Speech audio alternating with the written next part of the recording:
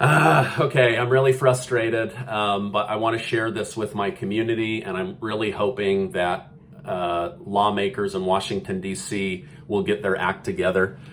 In some research I was doing the last day or two, I came across information on what is driving the conversation in Washington, D.C. around lowering stimulus checks or eliminating them altogether from certain American households. Lawmakers are being fed bad information that could affect stimulus checks and who gets them or who doesn't get them. Mr. David Dayen, who is the executive director of the American Prospect, has figured out that Washington, D.C. lawmakers are considering trying to save money on stimulus checks based on very broad and false data.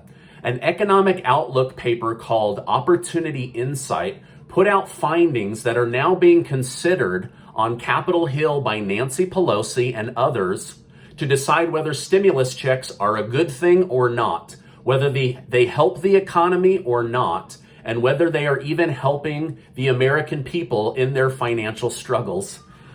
Okay, Mr. Dayen says that this one-page analysis is full of lots of erroneous and bad data.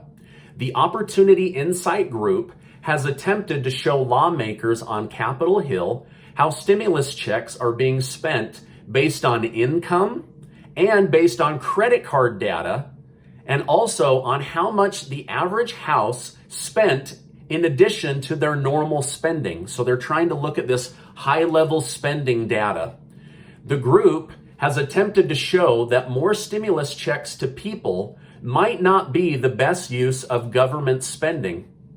However, this report is based off credit cards and large zip codes with very high-level data. Essentially, they are looking at all of the wrong data to determine whether the need for a stimulus check direct to the people is necessary.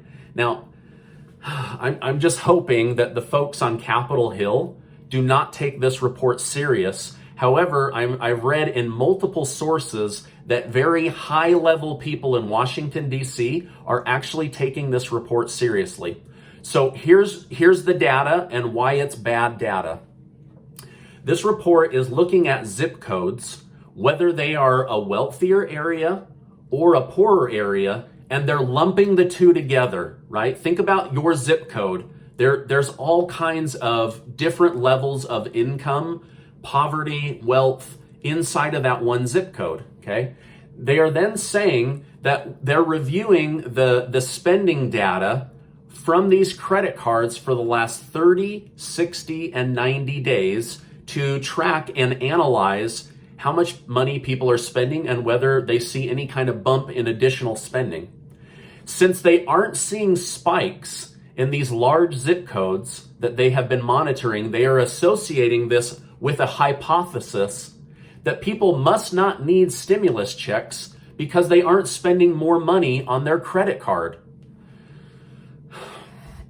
However, many people receiving stimulus checks would probably use that stimulus check as cash to pay down a credit card rather than add to the balance of a credit card, pay their bills, rent, mortgage, groceries, all from a bank account or from cash, not from a credit card. Yet they're only using credit card data in these large zip codes to make this report information available. I mean, come on.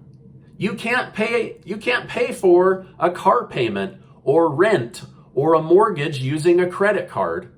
So this entire report that lawmakers are considering is based on zip codes with completely different levels of income and based solely on credit card spending, not the places where the majority of bills are paid for using cash or a regular debit card or banking information.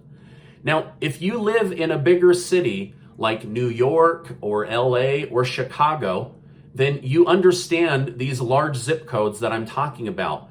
You might have a very wealthy area, and then just a couple of streets over, it's a completely different income, a completely different situation, right? But this group is lumping the two together just based on zip code data. And they're saying that we didn't see a significant enough jump in credit card spending to justify more stimulus checks or to be able to prove through analytical data that stimulus checks are having a positive effect on the economy or American households. You guys, this is such a bad report. I cannot believe that the president and other lawmakers in Washington, D.C. are even looking at this report. Now, the worry is that lawmakers on Capitol Hill will attempt to penny pinch the American people versus sending more money to schools or foreign nations or state and local government. So they don't want to change that money being spent. They're saying, hey, we could save a lot of money by penny pinching on the American people. However, they're penny pinching on the very people that pay the taxes. Sorry, I'm sure you can tell I'm just frustrated after coming across this data.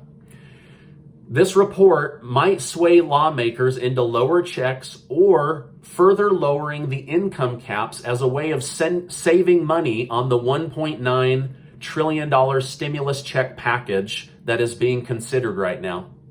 It's been confirmed in the media that this report is being read by President Biden, his economic advisors, and top people like Nancy Pelosi and Republican senators and congressmen and women, that are then using this data to decide whether another stimulus check package is necessary.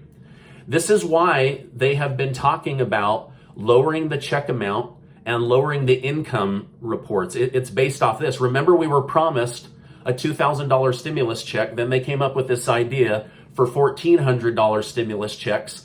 Now, in the last week, they're saying, hey, we can save a lot of money by dropping the phase out of people that earn more than $75,000 or couples that earn more than $150,000. I've been trying to figure out why Washington, D.C. all of a sudden started changing their information. This is why. It's this report.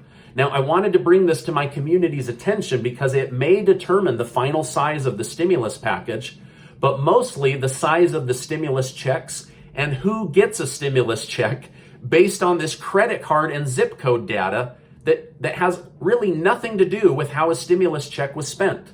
So this David Dayen is trying to convey to lawmakers that they are making life-changing decisions based on bad data and flawed thinking. I'm curious to learn from my community. When you got your stimulus check, did you go spend more on a credit card, or did you try to pay down a credit card? Did you use cash or a bank account to pay your bills, your rent, put gas in your car? Let me know. How did you spend yours? I'm just really worried that these lawmakers are using bad data and bad analytics to make decisions about stimulus checks and stimulus check recipients. Now, I'm hoping that this will be ignored, but this is what I've come across in the last 2 days, and I didn't know whether to share it or not, but I'm sure there's enough people in the community that are have been trying to figure out why they're trying to lower the stimulus checks or cut people out. This is the reason why. I'll be on later today to do my regular stimulus check update. But I wanted to let you know why all of a sudden lawmakers in Washington, D.C. were trying to lower stimulus checks and cut people out. I hope this video finds you well. I just want to remind you that regardless of what Washington, D.C. is doing, that you are amazing. Please don't forget that. Again, I'll be on later today. I appreciate you being in my community, and I'll see you on the next video.